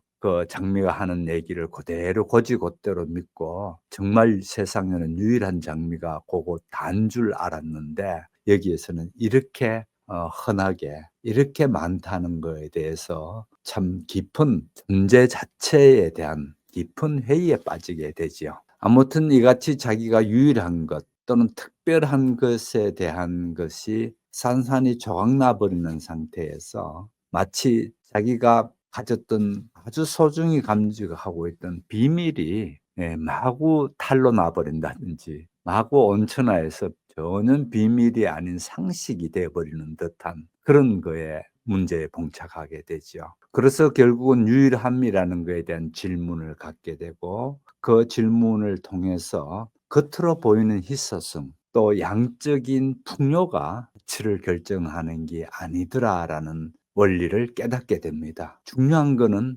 얼마나 희소한가, 얼마나 양적인 건가라는 게 아니고 다시 겉으로 드러난 게 아니고 그 장미와의 가진 내가 드린 관계성, 내가 그 장미와 가진 내적인 과정들 이것들이 매우 소중한 핵심이다라는 걸 깨닫게 됩니다. 이게 매우 중요하죠. 왜냐하면은 어린 왕자는 사실은 그 장미의 화려함, 장미가 가지고 있는 아름다움에 빠져서 그 장미를 사랑하고 있었거든요. 그런데 지금 여기서 깨닫게 되는 거는 겉으로 보이는 그 아름다움, 거기에 빠졌던 것에 자기 자신을 이제 크게 뉘우치게 되죠. 깨닫게 되죠. 뉘우친다기보다는 그런 부분에서 자기가 깨닫게 됩니다. 5,000송이가 넘는 그 장미를 보면서 그 화려함과 그 물질적인 풍요가 바로 그 같은 물질적인 풍요가 가치를 부여한다든지 만족을 주는 게 아니고 진정한 행복이라는 거는 그런 외적인 형태에 있지 않고 내적으로 진정한 어떤 관계를 맺어왔고 어떤 사랑을 해왔고 어떤 우정을 가졌고 또 헌신했던가라는 소중한 관계에서 왔다라는 부분을 그 같은 심오한 진리를 이제 깨닫게 됩니다. 아무튼 여기서 고향에 두고 온 장미와 또 이 지구에서 만나는 장미, 이 두 가지의 비교를 통해서 새로운 진리에 건접하게 되는 부분을 보게 되면서 아무튼 자기 자신이 일종의 두고 온 장미에 대해서 환상이랄까요? 잘못 알고 있던 것들이 한순간에 와르륵 무너지는 것을 경험하게 되고, 또 그러면서 동시에 어린 왕자는 혼란과 상실감에 있지 않았을까, 그런 생각을 듭니다. 그러면서 그 장미를 위해서 자기가 길들이고 시간 보냈고, 또 때로는 그 장미와 허영심과 투정에도 그와 같이 견뎌온 세월들이 하나하나 다 생각나면서 결국은 이 엄청나게 똑같은 장미들을 많은 거를 보는 충격이라는 거는 이루 말할 수가 없겠죠. 그러면서 이제 죽은 장미에 대해서 걱정과 또 한편으로는 후회도 하게 되지요. 아무튼 여기에서 우리는 어린 왕자가 깨닫는 그 감정을 깊숙이 들여다볼 필요가 있을 텐데, 그래서 두고 온 장미로부터 자기는 단순히 뭐랄까, 속았다라는 정도가 아니고 그 두고 온 그 장미에 대한 배신감 같은 것을 느끼지 않았을까. 그러면서 자신의 존재가 무의미하게 느껴지는 허무함을 느끼는 그런 과정을 거치지 않았을까, 그런 생각입니다.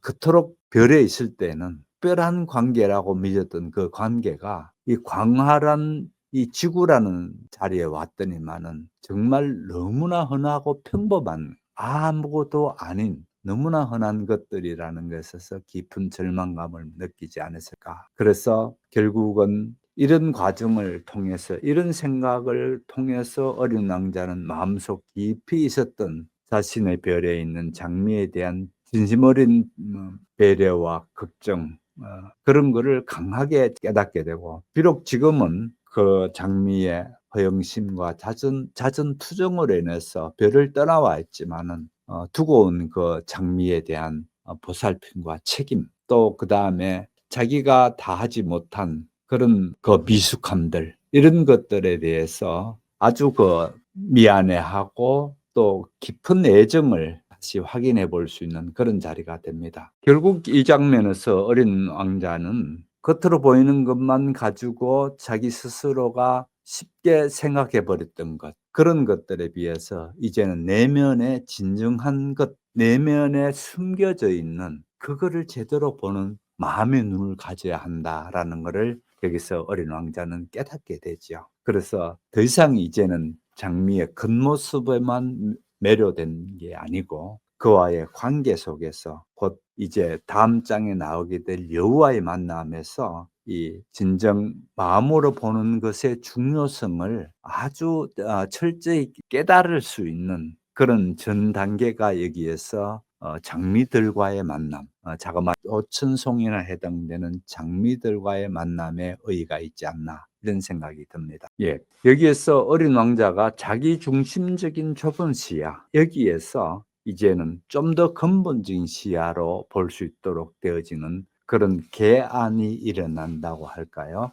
그런 자리인 것 같고요. 아무튼 지금 여기에서 진정한 가치는, 또다시 얘기드리지만은 진정한 가치는 외부적인 조건이 아니라 내부적인 관계에서 비롯된다.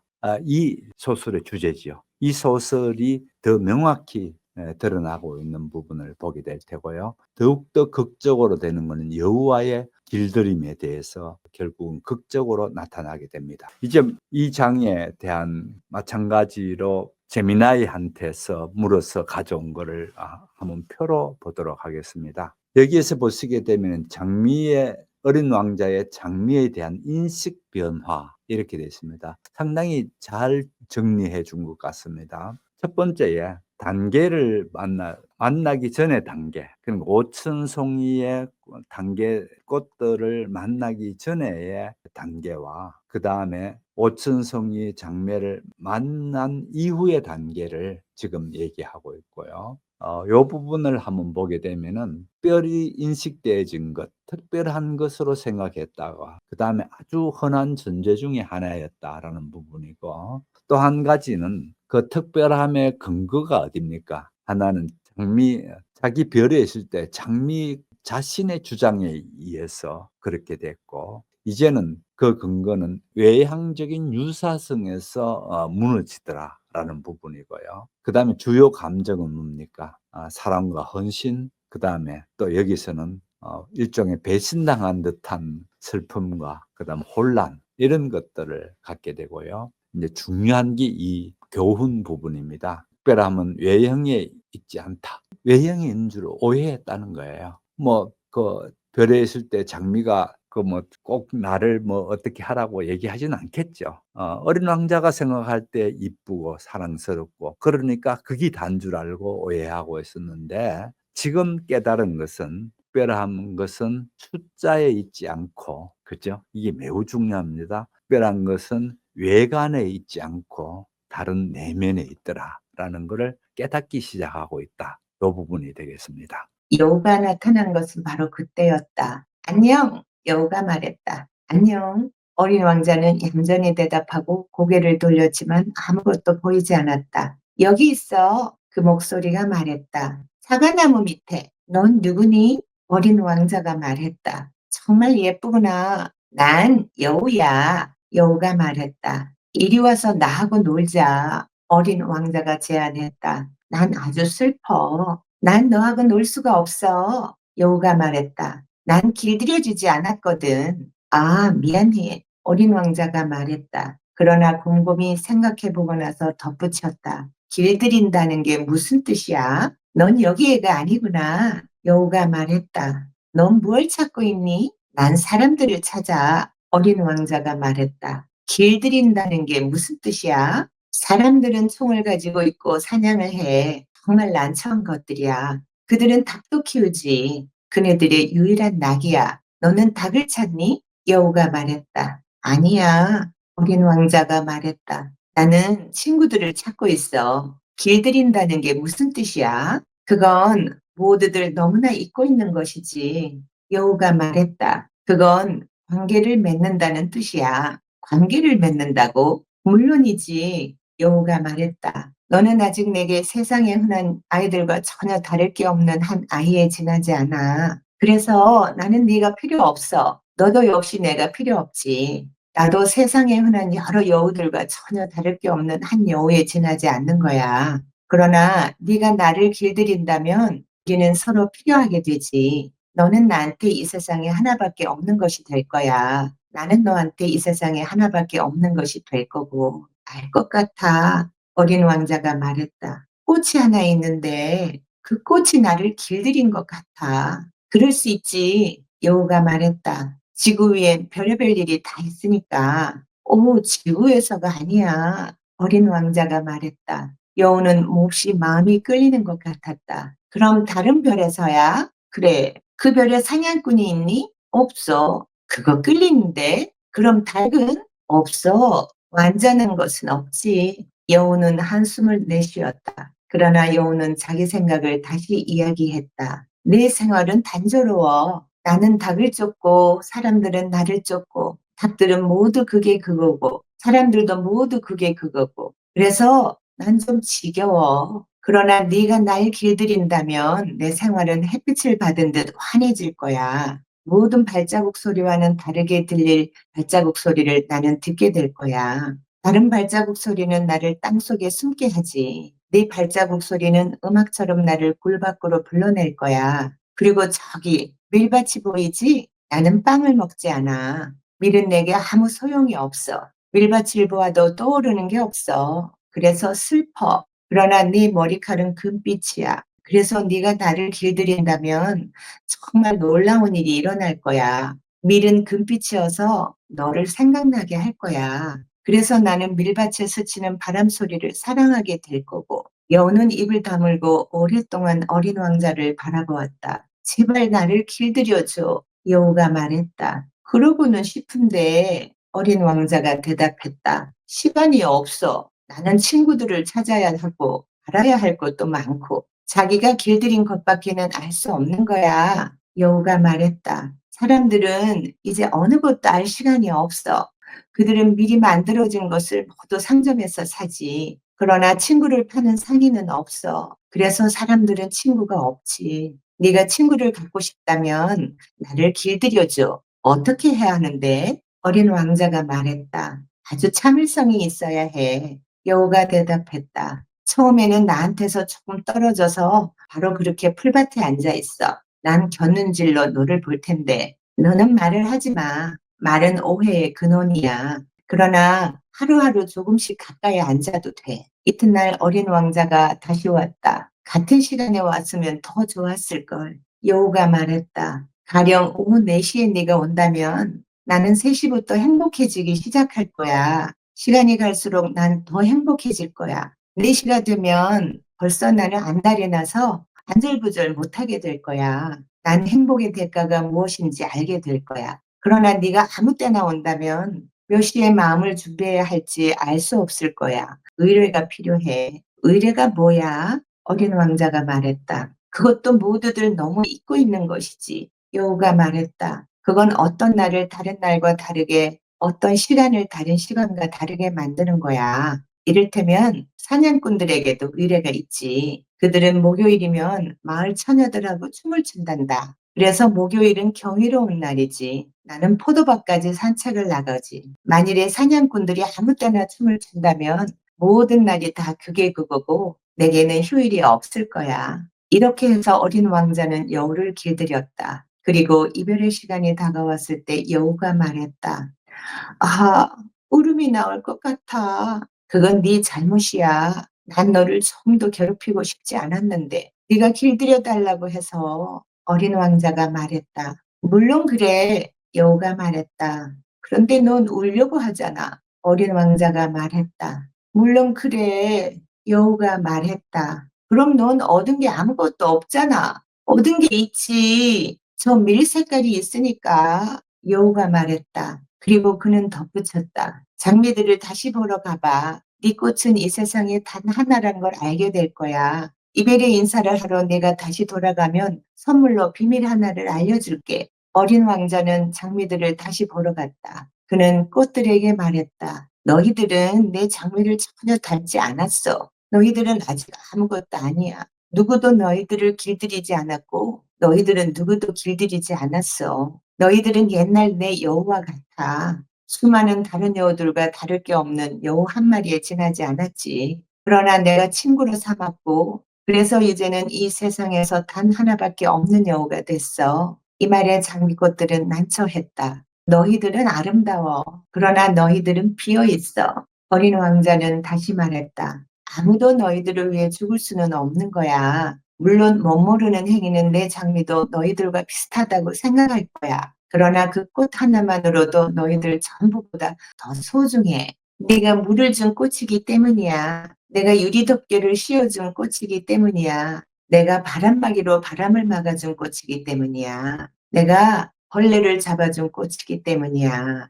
나비가 되라고 2~3마리만 남겨놓고 내가 불평을 들어주고 허풍을 들어주고 때로는 침묵까지 들어준 꽃이기 때문이야. 그것이 내 장미이기 때문이야. 그리고 그는 여우에게로 돌아왔다. 잘 있어. 그가 말했다. 잘 가. 여우가 말했다. 내 비밀은 이거야. 아주 간단해. 마음으로 보아야만 잘 보인다. 중요한 것은 눈으로는 보이지 않는다. 중요한 것은 눈으로는 보이지 않는다. 어린 왕자는 기억해 두려고 되풀이했다. 네 장미를 그토록 소중하게 만든 건 네가 너의 장미에게 소비한 시간 때문이야. 나의 장미에게 소비한 시간 때문이야. 어린 왕자는 기억해 두려고 되풀이했다. 사람들은 이 진실을 잊어버렸어. 여우가 말했다.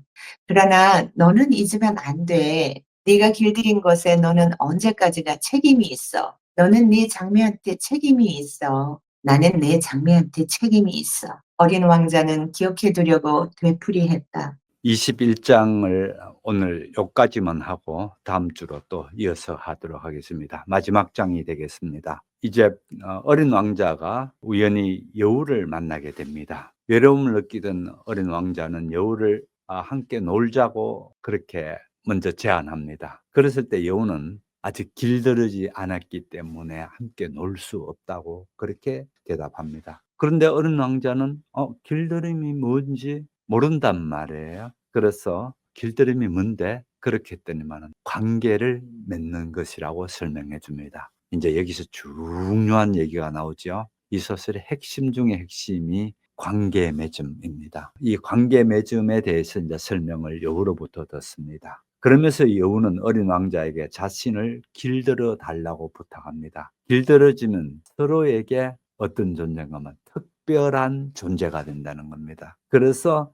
애시당초 특별한 존재가 있었는 게 아니고 지금 여우와 또 어린 왕자라는 아주 서로 합해지고 놓을 수 없는 그런 관계지만은 이 속에서 길들여지게 되면은 특별한 관계가 된다라는 겁니다. 길들여지면 특별한 관계가 된다. 여기 매우 중요한 얘기입니다. 그래서 이 얘기를 합니다. 이전에는 수많은 여우 중에 한 개일 뿐. 언뜻 들으니까 무슨 생각이 나나요? 앞부분에 오천송이 장미에 대한 생각이 들죠. 그 많은 장미, 그걸 보고 실망해 버렸죠. 내가 가졌던 유일한 장미에 대한 어떤 거에 대한 일종의 배신감 같은 것도 느꼈죠. 그런데 이제 여기에서 여우를 만남으로 인해서 여우로부터 결국은 그런 숫자에 있는 게 아니고 서로 관계를 맺어 나가는 것, 길들임을 만들어 가는 것, 이것에서 관계가 특별한 걸로 되어진다. 이 얘기를 합니다. 그런데 그 길들이면은 인내가 필요하고 또 일종의 특별한 의식을 하나 해야 된다. 그 의식을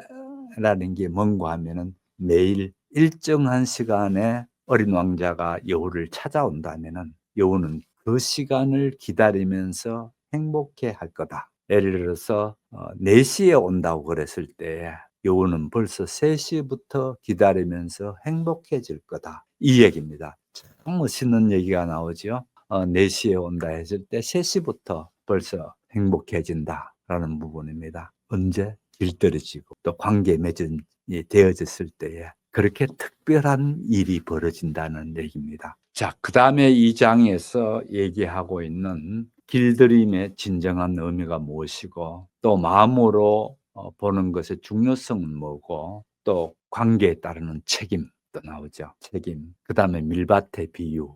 이런 얘기들로 또 한번 들어가 보겠습니다. 우선 여우는 어린 왕자에게 길들여진다는 것은 익숙해지는 것이 아니라 관계를 맺는 것이며 서로에게 필요한 존재가 되는 것이라고 설명합니다. 길들여짐으로써 평범한 존재가 특별한 의미를 갖게 되고 서로 유일무이한 그런 존재가 된다는 겁니다. 보셨다시피 20장에서 어린 왕자가 수많은 장미꽃을 보고 느꼈던 실망감을 이제 극복하고 자신의 별에 있는 장미꽃이 그토록 소중한 존재임을 깨닫게 되는 연결고리가 이제 여기에서 나타나게 되죠. 그 다음에 두 번째, 마음으로 보는 것의 중요성을 얘기하고 있습니다. 요거는 어린 왕자에게 중요한 비밀을 가르쳐 줍니다. 가장 중요한 것은 눈에 보이지 않는다는 부분입니다. 결국은 겉으로 보이는 것 또는 숫자나 외관적인 것, 그런 것이 아니고 마음으로 보면서 가치를 알 수 있어야 한다. 이 얘기입니다. 이는 어린 왕자가 자기의 장미꽃을 봤을 때의 겉모습에만,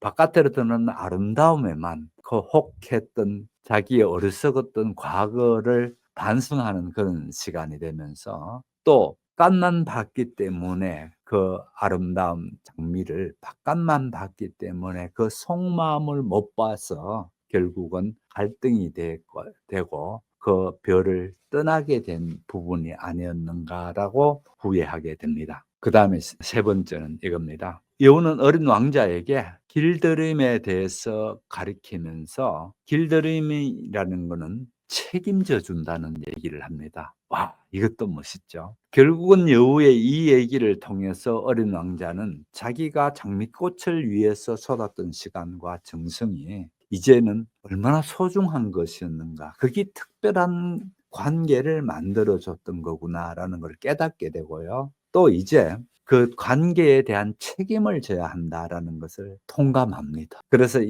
이는 단순히 내가 장미꽃을 소유한다는 소유라는 것에 넘어서서, 사랑이라는 건 소유라는 것을 넘어서서 사랑은 존재를 보살피고 그 상대편의 존재에 대해서 책임을 져주는 중요성에서 싹트게 된다, 이런 얘기입니다. 사랑은 어디서 싹튼다고요? 갖는 데서 아니고, 오히려 내가 책임감을 갖고 보살피고 또 관계를 계속해서 내가면서 상대를 위해서 헌신해 주는 것에서 바로 싹튼다라는 얘기죠. 그 다음에 1대1과의 관계, 그러니 장미꽃과 이 어린 왕자의 관계가 변하는 것뿐만 아니고, 그 다음에 더 멋진 얘기가 나옵니다. 더 멋진 얘기가 뭔가 하면은 밀밭에 대한 얘기가 나옵니다. 어린 왕자는 이 같은 경험을 통해서 결국은 평범한 밀밭이었지만, 여우가 이 얘기합니다. 그저 그런 밀밭이었지만은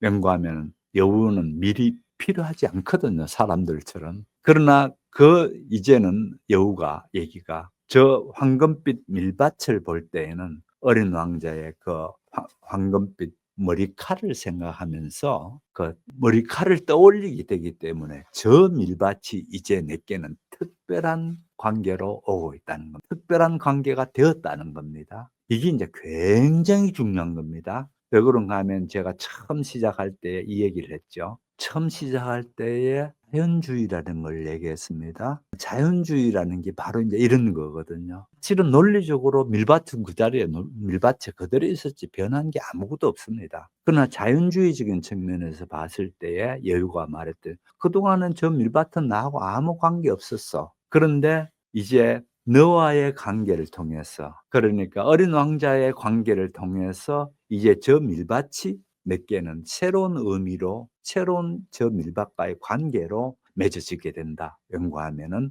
저 황금빛 밀밭을 보는 순간에 나는 너의 머리카락을 떠올리지, 이 얘기입니다. 그래서 이 책에서 매우 중요한 부분이 이 관계가 되어지는데, 오늘 그 부분은 못 들어가고 다음 주에 이제 그 부분에 들어갈 것 같습니다. 아무튼 오늘 여기에서 여우를 만나서 길들임의 의미가 무엇인가, 마음으로 보는 것의 중요성이 뭔가, 또 책임감은 뭔가, 이런 것들에 깨달음이 있게 되고, 결국은 이 같은 걸 통해서 어린 왕자는 자기 내면에 성숙되어지는 것, 또는 자기가 성장되어가는 그런 것들을 발견하게 되죠. 그래서 우리 이제 이 채널에 함께 하신 여러분께도 진정한 가치, 진정한 소중함이라는 거는 어디에 있는가, 그 바깥에 있거나 또는 그게 껍데기에 있지 않더라라는 것을 강력히 얘기해 주고 있죠. 그래서 우리가 이 어린 왕자가 끝나면 정말